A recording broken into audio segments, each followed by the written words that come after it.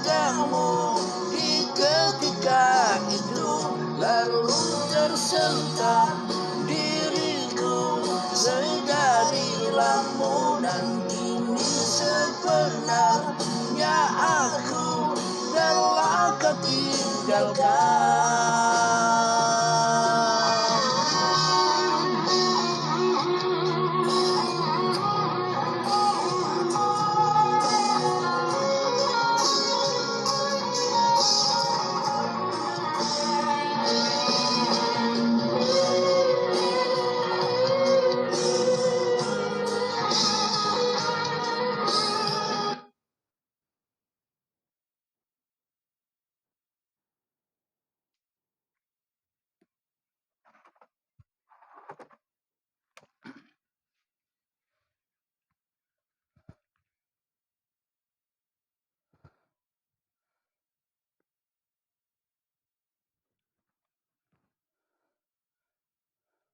Assalamualaikum warahmatullahi wabarakatuh.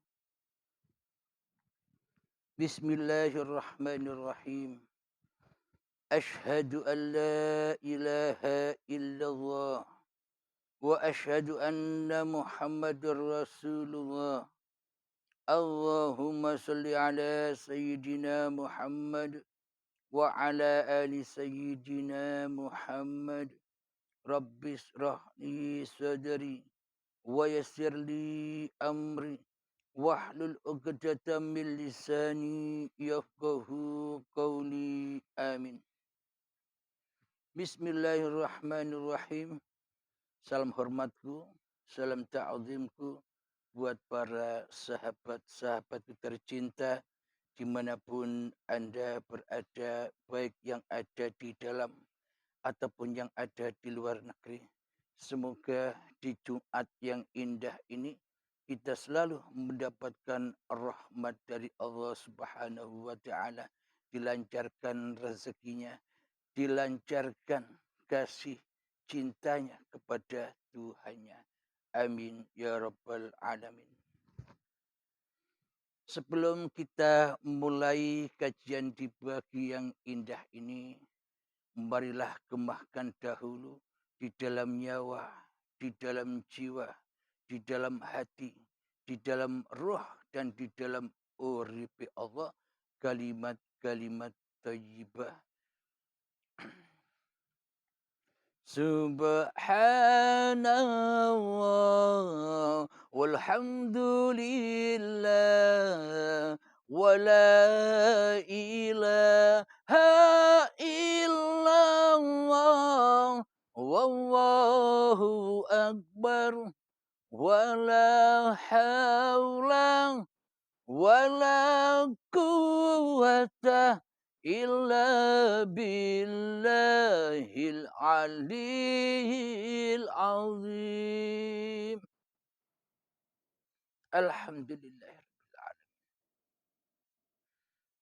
Kali ini kita akan membawakan tema hakikat sebuah cinta sesuai lagu pembuka tadi yang berjudul Hakikat Sebuah Cinta dari Kanda Salim Ikrim dari Malaysia.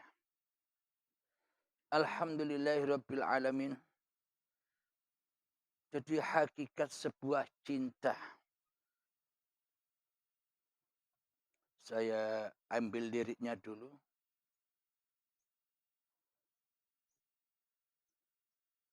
Jadi kita membongkar bersama apa sih makna cinta itu yang sebenar-benarnya.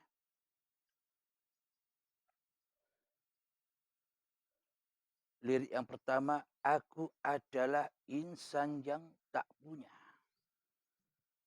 Selama ini kita sudah tersesat jauh dari hakikat diri manusia kita sebagai manusia. Selama ini kita sudah terjerembab jauh dari siapa sebenarnya diri manusia kita. Kita seolah-olah di dalamnya kita menjadi Tuhan. Kita menjadi penguasa. Kita menjadi yang memiliki, yang menguasai hak milik atas hidup dan badan ini. Jadi aku adalah insan yang tak punya, sudah tidak cocok lagi buat kita. Kenapa? Karena kita sudah merasa punya. Berarti sudah tidak cocok dengan jiwa, tidak cocok dengan hati, tidak cocok dengan nyawa, tidak cocok dengan ruh kita yang tak punya apa-apa. Karena kita selama ini makan buah khuldi, hidup kita kuasai sebagai hidup kita, nyawa kita kuasai sebagai nyawa kita, hati kita kuasai sebagai hati kita, roh kita kuasai sebagai roh kita, urip kita kuasai dengan urip kita. Maka itulah yang membuat kita terpisah dengan hakikat sebuah cinta kepada Tuhan yang telah menciptakan kita. Jadi seolah-olah saja kita cinta, tapi cintanya cinta ala makhluk. Seolah-olah saja kita cinta, tapi cintanya hanyalah seolah-olah dan dusta saja. Katanya cinta kepada Allah, cinta kepada Rasulullah, cinta kepada penciptanya, tapi di dalam hatinya penciptanya tidak ada. Tapi di dalam hatinya Tuhannya tidak ada. Tapi di dalam hatinya penguasanya tidak berkuasa sedikit pun di dalamnya. Apa itu cinta? Logikanya kan demikian. Berarti cinta-cinta yang kita bangga-banggakan selama ini hanyalah kebohongan-kebohongan belaka. Hanyalah kedustaan-kedustaan belaka. Kenapa? Karena kita selama ini selingkuh kepada apa yang kita cintai yang sebenar-benarnya. Hati kita selingkuh kepada buah khuldi, iblis dan setan, yakni pengakuan demi pengakuan kehidupan dan badan ini, maka terakuilah sebuah apa yang di alam semesta ini, bahwa ini adalah milikku. Akhirnya tersesatlah kita. Tersesatlah cinta-cinta kita kepada yang sebenar-benarnya cinta. Ketika kita merasa ada, ketika kita merasa wujud, ketika kita merasa hidup, ketika kita merasa berkuasa, disitulah letak kesyirikan, letak kemusyrikan, letak persekutuan kita selama ini mensekutukan Allah dengan diri kita sendiri. Berarti selama ini yang jadi Tuhan siapa?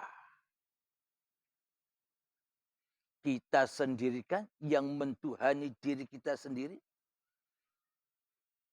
Allah pencipta goib kan buat kita. Jika Allah goib buat kita, jika Allah tiada buat kita, buat apa kita nyembah Allah?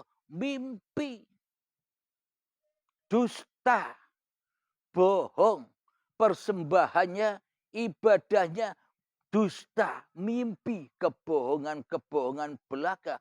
Kenapa? Karena sesungguhnya ibadah, sholat, tahajud, dan apapun yang kita kerjakan selama ini jatuhnya kepada lembah nerakanya hawa nafsu linafsi. Diaku-akui hanya milik manusianya. Sebuah pergerakan-pergerakan apapun yang kita lakukan selama ini. Jadi berarti kita selama ini tidak bertuhan. Kita selama ini tak ada Tuhan di hati kita kecuali hawa nafsu kita sendiri. sholat dan ibadah hanyalah tameng-tameng, hanyalah untuk melindungi hawa nafsu kita dari sorotan-sorotan manusia lain. Agar kita tidak dikatakan orang ateis. Agar kita tidak dikatakan orang yang tak bertuhan. Maka kita sholat, zakat, haji, puasa, yang Kristen, yang Nasrani, ke gereja, yang lainnya ke masing-masing ibadahnya masing-masing. Akan tetapi bila yang ada di dalam hati kita masih diri kita sendiri, agama apapun itu, apapun yang kita akui, nama Tuhan apapun itu, semuanya itu kebohongan. Baik yang Islam, yang Nasrani, yang Yahudi, yang Majusi, yang Sabiin, yang Hindu, yang Buddha, yang Buddha. Bila di dalam hati kita masih tak ada Tuhan yang menciptakan kita, semuanya agama-agama itu hanya sesebutan saja, batal adanya. Tanpa ada Tuhan, tanpa nyata wujudnya Tuhan yang menciptakan diri kita di hati kita. Jadi untuk menumbuhkan cinta, yaitu dulu yang harus kita tumbuhkan. Kita ya harus tahu dulu siapa insan ini, siapa Tuhan ini. Kalau kita membicarakan tentang cinta, cinta mahabbah kepada Tuhannya. Kalau kita belum tahu, ya semua hanya sebatas angen-angen wae. Pasti jatuhnya kepada babakan cinta sesama makhluk, babakan cinta sesama manusia. Takkan pernah bisa mencintai Allah. Karena apa? Karena di dalam hati kita tak ada Allah. Bagaimana mungkin kita bisa mencintai Sang Pencipta diri kita, sementara Sang Pencipta diri kita tak pernah ada buat kita, tak pernah hadir buat kita, tak pernah wujud buat kita. Karena selama ini yang hadir, yang wujud, yang nyata di hati kita hanyalah diri kita sendiri. Bagaimana mungkin kita dikatakan bertuhan sementara kita yang jadi Tuhannya sendiri selama ini. Kita ngaku-ngaku jadi Allah selama ini, tapi tidak terasa. Tapi kita mengejek orang-orang yang sudah makrifat, oh itu sesat, oh itu syirik. Akan tetapi kepada sesat dan syiriknya sendiri kita tidak tahu. Kita tidak tahu diri kita. Yang kita ketahui selama ini hanya memandang yang luar-luar saja. Pandai memandang orang lain. Pandai menilai orang lain. Sementara kita bodoh. Sementara kita buta kepada diri kita sendiri. Buat apa semua agama dan laku ibadah yang selama ini kita kerjakan. Semuanya percuma dan hancur. Kenapa? Karena tidak ada Tuhan di dalamnya kecuali hawa nafsune dewe-dewe. Alhamdulillahirabbil alamin. Jadi untuk menumbuhkan cinta kepada Allah kita harus bagaimana? Aku adalah insan yang tak punya. Harus kita kembali kepada hakikat insan itu sendiri. Dari mana kau ada? Dari mana kau diciptakan? Dari mana kamu berasal? Contoh saya, 50 tahun kamu di mana Abdul Halim? Ada apa tidak? Saat 50 tahun yang lalu sebelum kau terlahir, di mana kedudukanmu? Kedudukan saya, kedudukan kita semua. Aku adalah insan yang tak punya. Itulah kedudukan laisa kamislihi syai'un. Jadi hakikatnya manusialah yang bukan apa-apa. Jadi manusialah yang bukan siapa-siapa. Kenapa? Karena yang membuat apa-apa. Kenapa? Karena yang membuat siapa-siapa. Dialah yang maha nyata. Uripe Allah. Bila tak ada hidup, maka tak nyatalah Abdul Halim. Dan bila tak ada hidup, tak ada urip Allah, maka segala sesuatu yang aku pandang ini, segalanya alam semesta ini juga pun takkan pernah ada bagiku. Alhamdulillahirabbil alamin. Jadi semuanya yang wujud itu hakikatnya siapa? Bila wujud tak hidup, bila Allah tak hidup, bila urbi Allah tak wujud, maka takkan terwujudlah segala sesuatu.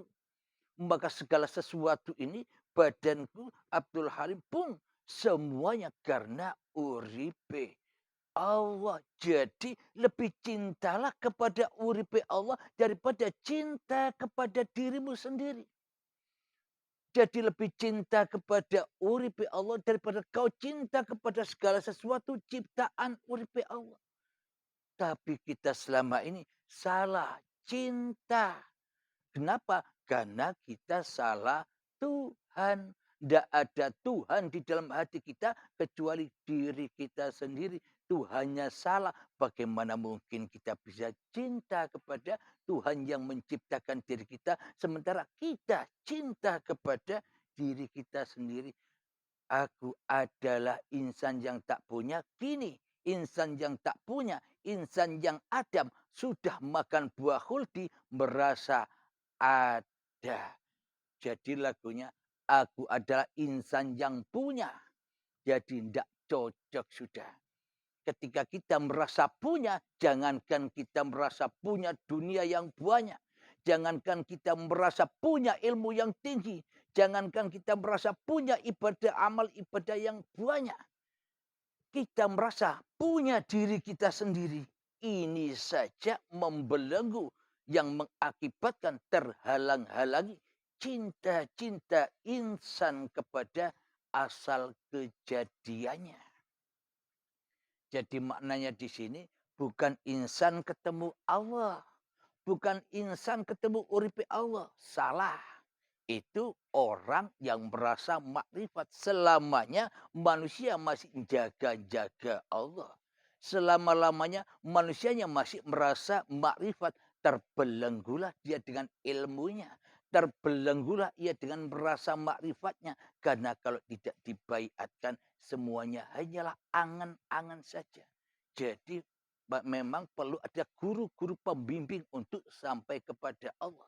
Maka tugas Anda penyimak uripe Allah, carilah guru untuk Anda ikut baiat di dalamnya. Ya kalau bisa guru yang di area Anda. Tapi mampukah dia mengantar Anda? Anda bisa menilai sendiri. Alhamdulillahirabbil alamin. Untuk mewujudkan hablu minallah. Yang mana dengan hablu minallah, hablu minannasnya pasti terjamin. Akan tetapi bila hablu minallah saja, hubungan antara hamba dan Tuhan saja tidak benar, pasti hubungan antara manusianya pun juga salah kabeh. Kenapa? Karena tidak ada Tuhan di dalam hati kita kecuali diri kita sendiri. Akhirnya hawa nafsunya yang ngawur. Tapi merasa dirinya baik. Tapi merasa dirinya benar. Kita lanjutkan lagi. Mohon maaf saya minum dulu.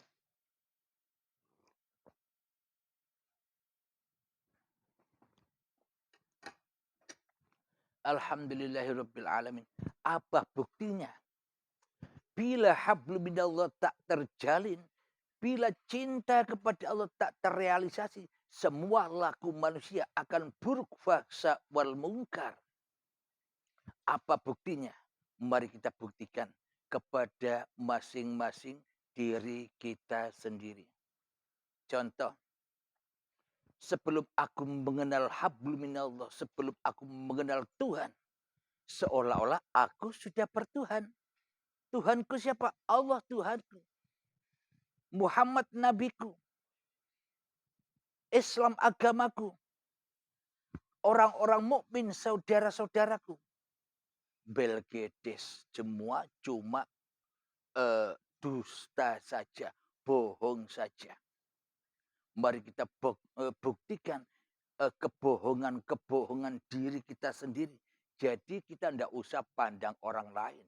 kita selamanya akan buta diri kita sendiri bila kita mandang orang lain. Tugas bertuhan, tugas di dalam agama itu adalah ku anfusakum. Selamatkanlah dirimu wa ahlikum naro. Dan mereka semua dan keluargamu pun akan selamat darimu. Kalau kita tidak selamat, tentunya saudara-saudara kita yang di luar sana tidak selamat dari caci maki kita. Kalau diri kita belum selamat kepada Allah, pasti kita meremehkan orang-orang yang di luar diri kita. Itulah bukti jiwa kita tidak selamat. Bila kita belum berjumpa mahabbatullah, maka kita takkan pernah tahu orang lain. Kenapa? Karena kepada diri kita sendiri saja kita tidak tahu, apalagi kepada orang lain. Kita hanya mengejek, merendahkan, mencemooh orang lain saja, mengkafir-kafirkan orang lain. Padahal dirinya sendiri hakikatnya sudah kafir duluan daripada orang lain. Kenapa? Karena sebelum kita menuduh orang lain kafir, hakikatnya diri kita sendirilah yang kafir. Jadi apa yang teraplikasi, yang keluar dari diri kita untuk menghujat orang lain, hakikatnya sebelum itu diri kita sendirilah yang kotor. Akhirnya keluar kotoran kita dilimpahkan kepada orang lain. Lempar batu sembunyi tangan. Itulah bukti nyata bahwa bila manusia belum ketemu hablum minallah, pasti semua jalan hidupnya hampa dan tersesat dari jalan Tuhannya. Jangankan ibadah dan sholat, jangankan berilmu, semuanya tak ada gunanya tanpa uripe Allah. Kenapa? Karena semua ilmu ibadah apa yang kita miliki hanyalah untuk pemuas hawa nafsu setan kita sendiri. Kita tidak memuaskan Allah, tapi memuaskan diri kita sendiri. Kenapa? Karena salah di dalam bertuhan. Contoh, bukti, realita, logika bahwa tanpa bertuhan, tanpa berpegang tali Allah, semuanya sesat. Bismillahirrahmanirrahim. Man kana fi hadhil a'ma. Barang siapa di dunia ini buta mata hatinya. Fahuwa fil akhirati a'ma. Dan di akhirat pun semakin buta sebuta-butanya. Wa adallu sabila. Dan tersesat-sesat jalannya menuju Tuhannya. Ini bukti ayatnya. Maka kita akan lebarkan pemahamannya. Contoh, kita belum kenal Tuhan, pasti kita yang jadi Tuhan. Kita belum mengenal Allah secara hakikatnya, pasti kita yang jadi Allah. Tidak sadar. Menjadi penguasa, tidak sadar. Merasa wujud, tidak sadar. Kita selama ini jauh lepas dari aku adalah insan yang tak punya. Kenapa? Karena makan buah kehidupan. Karena makan buah alam semesta ini. Akhirnya ia tersesat jalannya. Karena dirinya merasa punya. Karena dirinya merasa jadi Tuhan. Daripada merasa jadi hamba Tuhan. Jadi contoh realitanya begini kepada diri kita. Kita selama ini bersedekah seumpama kita ini dijadikan orang yang dermawan kaya raya. Halim bersedekah kepada masyarakat sebesar 5M untuk dibangunkan sebuah pondok dan rumahnya. Di dalam hatiku, karena aku belum ketemu Allah, belum ketemu Tuhan, pasti di dalam hatiku bangga sekali. Aku orang kaya yang berderma untuk umat. Bangga sekali hatiku. Yang ada di dalam hatiku, aku ingin biar diketahui masyarakat bahwa ini loh aku yang membangunkan. Ini loh aku yang membangun untuk masyarakat, untuk umat. Berhubung kita belum kenal Tuhan, ya akhirnya jatuh dan jatuh semua ke dalam diri kita. Diri kita merasa kita yang berbuat. Diri kita merasa diri kita yang mampu. Diri kita merasa diri kita yang berkuasa atas seluruh harta-harta yang kita miliki. Akhirnya butuh kebanggaan, kehormatan, dan kemuliaan dari masyarakat. Karena Tuhannya di dalam hatiku bukan Allah, tapi diriku sendiri yang mentuhankan diriku dan yang mentuhankan masyarakat dan mentuhankan manusia. Kita butuh nilai manusia, kita tak butuh nilai Tuhan. Kenapa? Tuhan gaib.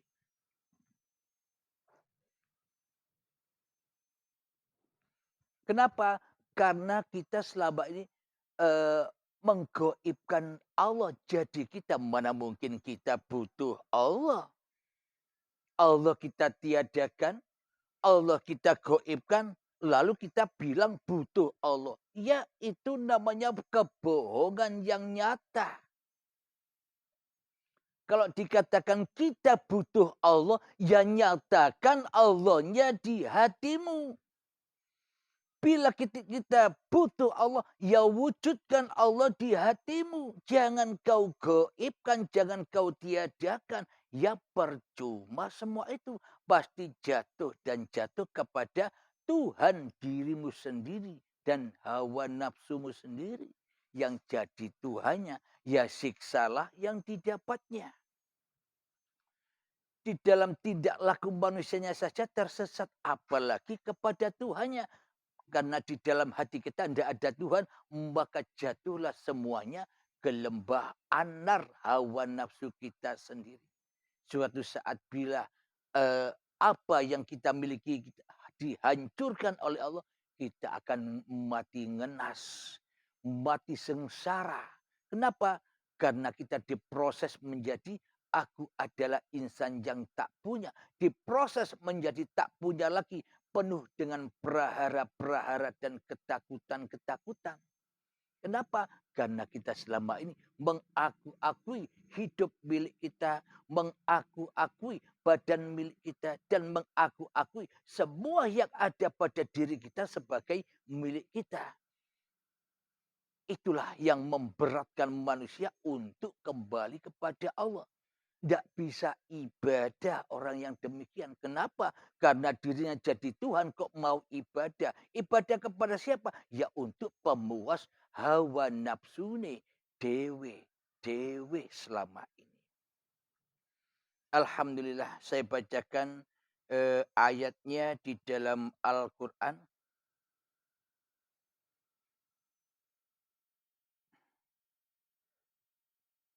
Di surat Al-Imran ayat 31. Silakan cek sendiri-sendiri. Agar hati kita menyatakan kebenaran cinta Allah itu. Yang artinya, katakanlah jika kalian benar mencintai Allah, maka ikutilah aku. Pastilah Allah mencintai kalian dan memaafkan dosa-dosa kalian. Dan Allah Maha Pengampun lagi Maha Penyayang. Jadi bila kita ingin dari ampunan Allah, jika kita ingin taubat kepada Allah, tidak usah baca-baca istighfar yang banyak. Percuma miliaran istighfar kita baca, tapi di dalam hati kita, kita masih jadi Tuhannya istighfar. Kita yang merasa membaca istighfar, kita yang merasa duduk dan mampu membaca istighfar, ya semuanya tambah jadi racun-racun saja. Tambah menambah dosa saja. Kenapa? Karena kita masih jadi Tuhannya diri kita sendiri. Kenapa? Karena selama ini kita ketempelan dosa yang tak bisa diampuni. Karena kita menduduki dosa yang paling dilarang oleh Allah. Jangan kau dekati pohon itu. Itu pohon terlarang bagimu. Apalagi kau makan. Ketika kita makan pohon itu dan memakannya. ketika kita merasa yang memiliki kehidupan kayu huldi ini, jadi kita yang mengaku-aku hidup, makan buah huldi selamanya. Kita najis dan tak terampuni dosa-dosa kita. Walaupun kita baca istighfar miliaran kali. Kita masih jadi Tuhan, menggoibkan Allah. Mana mungkin Allah mengampuni kita, sedangkan kita tidak bertuhankan Allah di hati kita. Logika kan? Jadi ayatnya, katakanlah Muhammad, jika kalian benar mencintai Allah, di dalam mencintai Allah, maka aku adalah insan yang tak punya. Tiadakan dirimu dari punya-punyamu. Tiadakan dirimu dari wujud manusiamu. Tiadakan dirimu dari wujud kehidupanmu. Dan tiadakan dirimu dari apapun yang kau lakukan. Itulah agama yang dibawa oleh para nabi dan para rasul. La ilaha illallah. La mawjudan illallah. Inilah yang disebut amal lillahi ta'ala. Dari Allah hidup, kembali kepada Allah apapun yang dilakukan oleh hidup. Dari Allah urip dan kembali kepada Allah apapun yang dilakukan oleh uripe Allah. Jadi manusia pas dengan syair lagu tadi, aku adalah orang yang tak punya, benar sekali. Nyambung, inilah yang disebut agama yang fitrah. Hati yang fitrah dari pengakuan-pengakuan wujud diri manusia kita di hati kita. Maka inilah yang dimaksud innamal a'malu binniyah. Apapun yang kau kerjakan, awalilah dengan niat. Agar apa? Agar hatimu tak jadi Tuhan lagi. Benar yang kita kumandangkan niat kita lillahi ta'ala. Tapi praktek di dalam hati kita bukan lillahi ta'ala. Tapi lindapsi. Solat ini solatku. Ibadah ini ibadahku. Tahajud ini tahajudku. Puasa ini puasaku. Zikiran ini zikirku. Semua diaku-akui milikku hamba. Milikku manusia. Inilah dosa-dosa yang tak dapat diampuni. Meskipun Anda istighfar miliaran kali. Meskipun Anda sholat seumur hidup 1000 tahun lamanya. Meskipun Anda sujud di Mekah sana 1000 tahun lamanya. Bila hati kita belum kembali kepada Allah, mana mungkin diterima semua itu.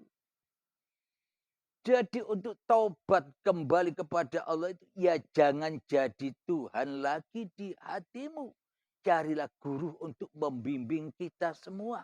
Berbaikatlah agar apa? Agar kita bisa menyembelih, membunuh diri kita sendiri agar tak jadi Tuhan lagi, agar tak kufur lagi, agar diterima semua ampunan kita, agar diterima dosa, tobat-tobat kita, kesalahan-kesalahan kita agar diampuni oleh Allah. Kenapa? Karena kalau kita sudah kembali menyatakan bahwa kita ini tidak ada, yang ada hanya Allah, otomatis seluruh dosa-dosa itu juga hancur lebur dengan hancurnya diri kita, di hati kita yang ada hanyalah uripe Allah. Jadi kata kuncinya, selagi kita masih ada, dosa-dosa yang besar yang tak diampuni masih bersama kita. Seolah-olah kita jaga Allah terus dengan amal kita. Seolah-olah kita jaga terus dengan ibadah-ibadah kita. Kita jaga Allah terus dengan ilmu-ilmu kita. Kita disiksa dan disiksa terus bagaikan di dalam anar ilmu kita sendiri, anar amal kita sendiri, anar perbuatan kita sendiri, anar kebanggaan kita sendiri, anar kemuliaan kita sendiri, semuanya akan menggodok kita di dalamnya. Kenapa? Karena kita tidak punya iman. Karena kita merasa punya daripada merasa tidak punya apa-apa di hati kita.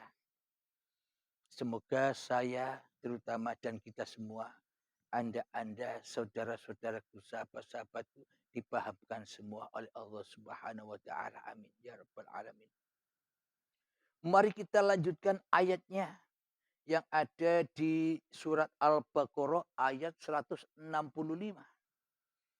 Yang artinya, dan manusia di antara ada orang-orang yang memuja tandingan-tandingan selain Allah. Mereka mencintainya sebagaimana mereka mencintai Allah.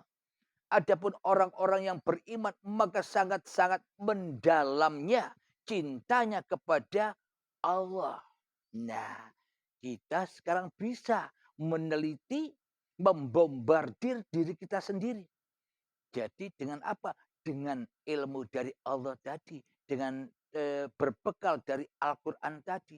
Bila manusia disebut cinta kepada Allah sesungguhnya, maka yang ada di dalam hatinya hanyalah Allah, bukan selain Allah. Itu yang dinamakan cinta Allah. Tidak usah disebut-sebut lagi, tidak usah ditunjuk-tunjukkan lagi. Simpanlah di hatimu sendiri. Karena itu permata hatimu yang sejak dulu hilang dari genggamanmu, dirampas, dicuri oleh iblis dan setan agar kita tidak bisa kembali kepada asal usul kejadian kita, agar kita tidak bisa kembali kepada Allah. Maka bila kita sudah tahu begini, apakah Anda, apakah kita, apakah saya harus berdiam diri di dalam perbudakan-perbudakan hawa nafsu ini? Di dalam tahanan-tahanan iblis dan setan ini, di dalam belenggu-belenggu angkara murka ini, di dalam tawanan-tawanan mungkar dan nakir ini, apa harus kita diam saja? Mari berontak, berontak dari guru-guru, tuan-tuan guru yang bisa membimbing Anda sampai kepada Tuhan Anda, sampai di hadapan Sang Pencipta. Jangan Anda diam sendiri. Jangan Anda belajar sendiri. Kalau Anda belajar sendiri, yang jadi guru Anda, yang jadi mursyid Anda, ya sama saja setan yang terkutuk yang akan menyesatkan pemahaman-pemahaman kita. Meskipun kita merasa paham, tapi disesatkan oleh iblis dan setannya. Apa contohnya? Logikanya. Contoh. Anda sholat, Allahu Akbar. Kelihatannya kan sholat, tapi hatinya sesat. Hatinya keluar dari sholatnya. Hatinya keluar dari masjidnya. Hatinya keluar dari badannya. Keliling mencari harta, mencari dunia, urusan-urusan dunia. Inilah buktinya bahwa kita selama ini hanya bersusah payah saja. Selagi kita yang jadi Tuhan. Inilah tidak sambungnya antara hablum minallah dan hablum minannas. Kenapa? Karena hablum minallahnya tidak terbentuk. Maka selamanya hablum minannasnya bohongan, dusta semua. Tidak ada imbasnya semua. Alias hancur lebur dan rusak dimakan iblis dan setan. Karena iblis dan setan mencari teman yang seiman, Karena imannya iblis juga sama imannya seperti diri kita selama ini yang merasa wujud daripada wujudullah, yang merasa hidup daripada hayatullah, yang merasa berkuasa daripada kudrat dan iradahnya Allah di hati kita. Alhamdulillahirabbil alamin. Jadi cinta kepada Allah itu ketika dirimu menjadi aku adalah insan yang tak punya. Bila kita sudah tak merasa apa-apa, wujud kita tak punya, hidup kita tak punya, ibadah kita tak punya, sholat kita tak punya, tahajud kita tak punya, ilmu kita tak punya, keadaan apapun, aktivitas apapun kita tak punya. Semuanya hanyalah uripe Allah yang memberlakukan. Bila hati kita sudah demikian, yang ada hanya Allah. Itulah yang disebut Habibullah yang sebenar-benarnya. Bila diri kita sudah tak ada, yang ada hanya Allah di dalam hati kita. Pasti semuanya terjalin sambung semua. Duduk kita sudah lillahi ta'ala. Ngomong kita sudah lillahi ta'ala. Mendengar kita sudah lillahi ta'ala, memandang kita sudah lillahi ta'ala, tak ada yang bisa memandang dan tak ada yang bisa dipandang kecuali wajahullah. Nyata sudah di dalam bertuhan itu. Tapi yang tidak gampang. Sulit 10 juta manusia banding satu yang sampai makom sini. Maknanya cari, berusaha cari dan cari. Guru yang bisa membimbing Anda sampai kepada Tuhan Anda. Tidak perlu mencari saya, carilah guru-guru yang terdekat Anda sana. Bila dia bisa membimbing kepada Allah, ya ikuti mereka, belajarlah pada mereka. Kalau saya pribadi, mana mungkin saya bisa? Saya saja tidak ada. Saya saja tidak bisa apa-apa, tidak punya ilmu, tidak punya amal. Bagaimana mungkin saya bisa apa-apa? Jadi carilah guru yang makrifat, yang merasa bisa mengantar Anda sampai kepada Tuhan Anda. Alhamdulillahirabbil alamin. Itulah cinta yang sebenar-benarnya cinta. Itulah makna dari yang dituntunkan oleh junjungan kita Nabi besar Muhammad sallallahu alaihi wasallam, yakni ketika kita berbuat apapun awalilah dengan niat yang lillah. Kenapa? Agar kau tak mengaku-ngakui semua amalmu, agar kau tak ngaku-ngaku jadi Tuhan lagi di hatimu. Inilah Islam yang kafah. Inilah inna dina indallahil Islam. Islam menurut Allah, bukan Islam menurut manusia. Kalau Islam menurut manusia kan laku dohirnya yang tidak lillah. Tapi menurut Allah yang penting batinnya kembali kepada Allah. Dohirnya apa kata Allah. Kenapa? Karena dohir manusia tak punya. Allah lah yang punya dohir manusia, bukan manusianya. Ya semuanya ya urusan Allah dong. Apa kata Allah yang punya, apa kata Allah yang menciptakan. Kita sudah tak jadi Tuhan lagi, jadi tidak bisa jaga Tuhan lagi, alias enjoy, enjoy. Why? Ngikuti apa yang diperankan, karena disitulah tempatnya surganya Allah, bukan surganya hawa nafsu. Alhamdulillahirabbil alamin. Ada satu ayat lagi yang terakhir di dalam surat An-Nahl ayat yang ke-18. Artinya, dan jika kalian menghitung nikmat-nikmat Allah, maka kalian tidak akan mampu menghitungnya. Maha benar Allah dengan segala firman-Nya. Kita selama ini yang kita lihat nikmat yang kecil, yang kita pandang nikmat yang kecil, yang kita rasakan nikmat yang kecil, nikmat harta yang banyak kecil, nikmat uang yang banyak kecil, nikmat ilmu yang tinggi kecil, nikmat ibadah yang banyak kecil, semuanya kecil. Yang kecil-kecil inilah yang kita tatap sebagai yang terbesar bagi kita selama ini. Kenapa? Karena kita belum punya cinta kepada Allah. Jadi tidak tahu nikmat-nikmat Allah itu. Jadi nikmat Allah yang terbesar itu apa? Uripe Allah. Bila kita tahu, bila kita sudah jumpa dengan uripe Allah, maka itulah nikmat yang teragung. Itulah nikmat di atas segala nikmat di dalam surga. Jadi surganya sudah hancur, pahalanya hancur, apa yang mau diharap lagi? Bagi orang-orang yang sudah jumpa Tuhannya, sudah hancur semua alam semesta ini. Yang ada hanya Tuhannya. Ia menjadi kekasih Allah. La khaufun alaihim walahum yahzanun. Tiada ketakutan di dalam hatinya. Dan tiada bersedih hatinya. Kenapa? Bagaimana takut dan bersedih hatinya? Wong dirinya saja sudah tidak ada. Yang ada hanya Allah. Itulah rahasianya. Alhamdulillahirabbil alamin. Semoga saya khususnya dan semoga kita semua, selalu dan selalu dibimbing oleh Allah Subhanahu wa taala. Jangan sampai keburuan ajal tiba. Kasihan, sakit sekali bila kita belum mati sebelum mati. Bila kita tak tahu jalan Tuhan, maka tersesatlah di azab kita saat sakaratul maut. Alhamdulillahirabbil alamin. Semoga kita semua terbarokai di hari Jumat yang indah ini, termasuk diri saya sendiri.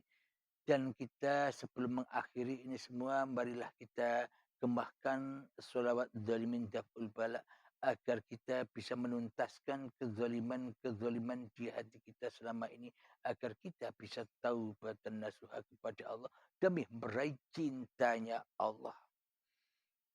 Jadi lagunya saja belum tercover, hanya masih di satu bait, "Aku adalah insan yang tak punya." Cuma rasa cinta membara, nanti kita lanjutkan di episode yang akan datang. Ini satu baris bait saja selama hampir 1 jam. Alhamdulillahirabbil alamin. Allahumma sholli ala sayyidina Muhammad وأشغل الظالمين بالظالمين. اللهم صل على سيدنا محمد وأشغل الظالمين بالظالمين.